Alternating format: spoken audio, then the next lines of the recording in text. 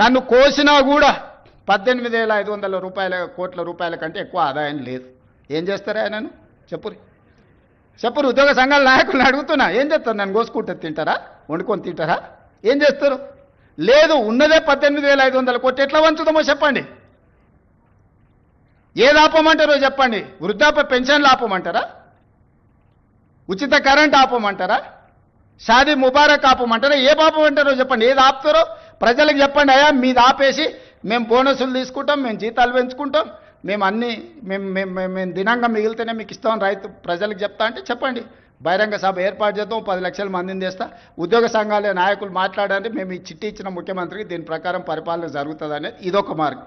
లేదంటే 100 రూపాయలు ఉన్న పెట్రోల్ 200 చేద్దామా చెప్పురి.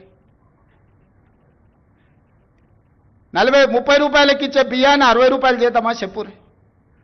పప్పు ఉప్పు చింతపండు బెల్లం ధరలు 2 చేద్దామా చెప్పురి. ఏది పెంచుదామో చెప్పుండ్రి. ఎక్కడ ధరలు పెంచుదామో చెప్పుండ్రి. ధరలు పెంచకుండా ఉన్న పథకాలను ఆపకుండా కొత్త కోరికలు నెరవేరవు. కొత్త కోరికలు కోరుకొని మనము నిరసనలో ధర్నాలో దీక్షలో బందో చేస్తే ఉన్న వ్యవస్థ కూడా కుప్పగూలుతుంది. ఉన్నది కుప్పగూల్చుకుంటే ఇంక మళ్ళీ తిరిగి తేరుకోవడానికి కూడా ఇంకేం లేదు. ఇంకో దివాలా రాష్ట్రంగా మనం మారుతాము. ఇవాళ మీరు సమరాలు చేస్తే శాంతి భద్రతలు దెబ్బతింటే పెట్టుబడులు ఆగిపోతాయి. పెట్టుబడులు ఆగిపోతే నిరుద్యోగ యువకులకు ఉద్యోగ అవకాశాలు దొరకవు. విద్యా వ్యవస్థ విద్యా సంవత్సరం వృధా అయిపోద్ది ప్రభుత్వ ఉద్యోగస్తులు సహకరించకపోతే. నేను ఒక్కరిని ఏం చేయగలను? రామకృష్ణారావు లేకపోతే డీజీపీ ఏం చేయగలరు? మేము మిమ్మల్ని కొట్టం తిట్టం, ఉన్నది ప్రజలకు వివరిస్తాం. మిత్రులారా, ఉద్యోగ సంఘాల నాయకులనే విజ్ఞప్తి చేస్తున్నా. నాకేమున్నది? నేను ₹1 ఇంటికి తీసుకుపోను. నేను మిగతాలా కాదు, నాకేం అవసరం లేదు. నల్లమల అడవుల నుంచి ఒక చిన్న గ్రామం నుంచి రాష్ట్రానికి, తెలంగాణ రాష్ట్రానికి ముఖ్యమంత్రి అయినా ఇది ప్రజలు ఇచ్చిన గొప్ప గౌరవం. బతుకున్నంత కాలం ఈ గౌరవం నిలబెట్టడం కోసమే నేను పనిచేస్తా. నాకు వేరే కోరికలు లేవు, వేరే ఆలోచన లేదు, వేరే ఆదాయం అక్కర్లేదు. కానీ బాధ్యతగా వ్యవహరించాల్సిన మనం బాధ్యత మార్చి వ్యవహరిస్తామని అంటే అది తెలంగాణ సమాజానికి తీరని నష్టం జరుగుద్ది. రాష్ట్రం ఆర్థికంగా బాగలేదు, అప్పు పుడతలేదు, అనా పైసా ఎవడు ఇస్తలేడు. ఎవరినైనా కలవడానికి పోతే బ్యాంకర్లు దొంగలను చూసినట్టు చూస్తున్నారు తెలంగాణ రాష్ట్ర ప్రతినిధులను. ఎవడు ఢిల్లీకి పోతే అపాయింట్మెంట్ కూడా ఇస్తలేడు, వీడు వస్తే చెప్పులు కూడా ఎత్తుకుపోతాడేమో అన్నట్టుగా ఆ పరిస్థితి ఉంది దేశం ముందల. అప్పు పుడితే నేను కూడా ఏదో ఒకటి చేసి తెచ్చిచ్చేటను, అప్పు పుట్టట్లేదు. ఎవడు బజార్లో నమ్మడం లేదు. స్వీయ నియంత్రణనే దీనికి పరిష్కారము. ఈరోజు పార్లమెంట్లో రాహుల్ గాంధీ గారిని మాట్లాడనివ్వకపోయినా, గాంధీ కుటుంబాన్ని అవమానించే విధంగా మాట్లాడినా, గాంధీ కుటుంబాన్ని అవినీతి ఆరోపణలతో ఈరోజు బీజేపీ అవమానించాలనే ప్రయత్నం చేస్తుంది. ఉండడానికి సొంత ఇల్లు లేని, దేశం కోసం 3 తరాలు ప్రాణాలు ఇచ్చిన గాంధీ కుటుంబానికి డబ్బులు ఒక లెక్కనా? కాంగ్రెస్ పార్టీ కార్యకర్తలు నిజంగానే వాళ్ళకి డబ్బులు కావాలనుకుంటే ఈ కాంగ్రెస్ పార్టీ కార్యకర్తలు పోగేస్తే కూడా ఓ 10,000 కోట్ల రూపాయలు జమ అయితే గాంధీ కుటుంబానికి ఇవ్వడానికి. మనమందరం గాంధీ కుటుంబానికి ఒకవేళ ఆర్థిక అవసరాలు ఉన్నాయి అని అంటే తలా ఓ చెయ్యి వేస్తే తెలంగాణ నుంచి ఒక 1000 కోట్లు పోగేసి ఇవ్వగలిగిన శక్తి ఈరోజు కాంగ్రెస్ పార్టీ కార్యకర్తలకు ఉన్నది. ఉండడానికి సొంత ఇల్లు లేదు. రాహుల్ గాంధీ గారిని పార్లమెంట్ సభ్యత్వం రద్దు చేసినప్పుడు, ఇల్లు ఖాళీ చేయించినప్పుడు రాహుల్ గాంధీ గారికి ఎక్కడికి వెళ్ళి ఉండాలనో అర్థం కాల. చివరికి వాళ్ళ అమ్మ దగ్గరికి 10 జన్పత్తులో పోయి ఉన్నాడు. ఇల్లే లేని రాహుల్ గాంధీ గారికి డబ్బులు అవసరమా? 3 తరాలు దేశం కోసం ప్రాణాలు ఇచ్చిన గాంధీ కుటుంబానికి డబ్బులు అవసరం ఉన్నాయా? ప్రాణాలే లెక్క చేయకుండా దేశం కోసం త్యాగం చేసిన వాళ్ళకు ఎవరి దగ్గరైనా డబ్బులు తీసుకునే అవసరం ఉందా?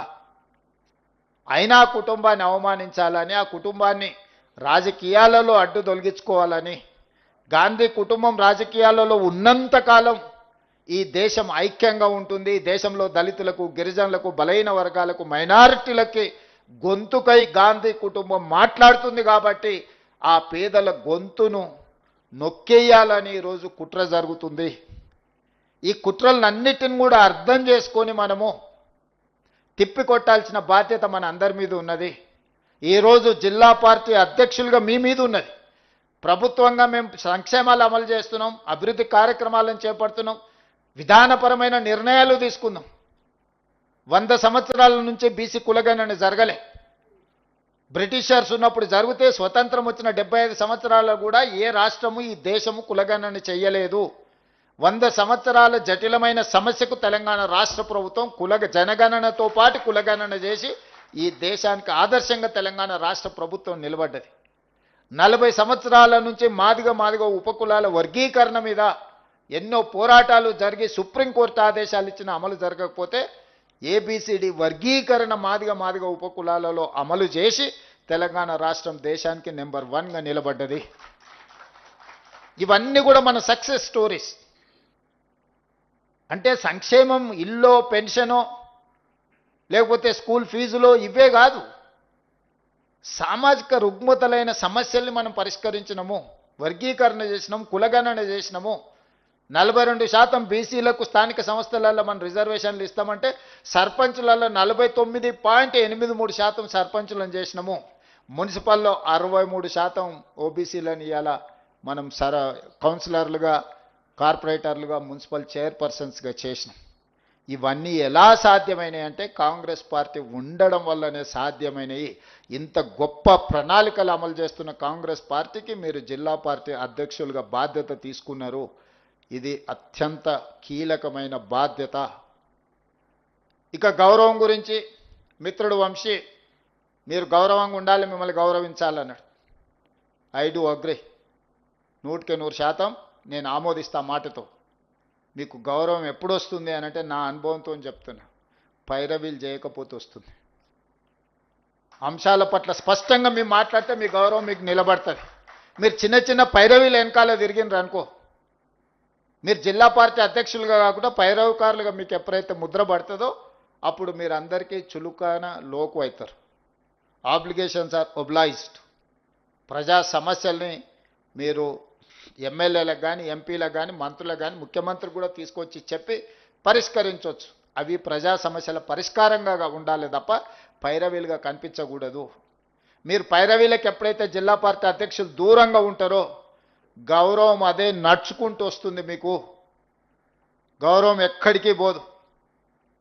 గౌరవం ఆటోమేటిక్గా మీరు పైరవీలు మానేసి ప్రజా సమస్యల్ని ప్రస్తావించి ప్రజా సమస్యల్ని ప్రభుత్వం దృష్టికి తీసుకొచ్చి ఉన్నతాధికారుల దృష్టికి తీసుకొచ్చినప్పుడు ఆటోమేటిక్గా మీరు వస్తే ఎవరైనా మిమ్మల్ని గౌరవిస్తారు, మీకు మర్యాద ఇస్తారు, మీరు చెప్పింది చేస్తారు. ఎప్పుడైతే మీరు చిన్న పైరవీల వెనకాల మీరు మొదలు పెట్టినరో ఏముందిలే నిలబడతాడు, ఏముందిలే ఆయన వస్తే రోజు ఎదురేగుతామా, ఇట్లాంటి చీత్కారాలు వస్తాయి. హిట్ టీవీ యాప్, ఇందులో short news, live news, entertainment shows, movies, digital magazines తో పాటు మీ జిల్లా వార్తలను కూడా ఫ్రీగా చూడొచ్చు. ఇంకెందుకు ఆలస్యం, వెంటనే హిట్ టీవీ యాప్ ని డౌన్లోడ్ చేసుకుని ఫ్రీగా ఎంటర్టైన్మెంట్ పొందండి. Hit TV app. Hit TV app.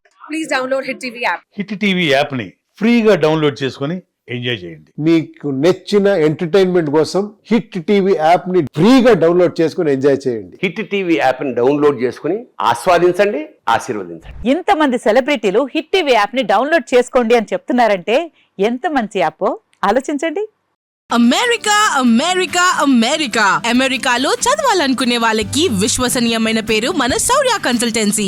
UK లో 1 year masters, UK లో 1 year masters, 2 years work permit up to 5 years visa. Contact Saurya Consultancy. Contact 89851 89851.